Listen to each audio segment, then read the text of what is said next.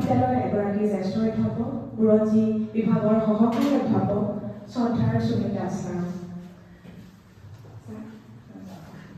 শ্ৰদ্ধাৰ দাস ছাৰে slate commission north east ৰিজনেলৰ আয়োজিত 2024 বৰ্ষৰ স্লেট পৰীক্ষাত উত্তীৰ্ণ হৈ এক নিদৰ্শন দাঙি ধৰিছে।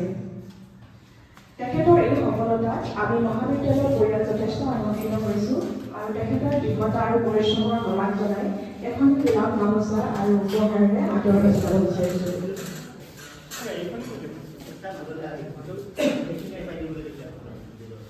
ছাৰক সম্বৰ্ধনা জনাব ছায়েন্স ফৰাম বিহাৰী ডিগ্ৰী কলেজৰ সন্মানীয় সভাপতি মহোদয় ডক্টৰ ৰাজীৱ কুমাৰ দাস।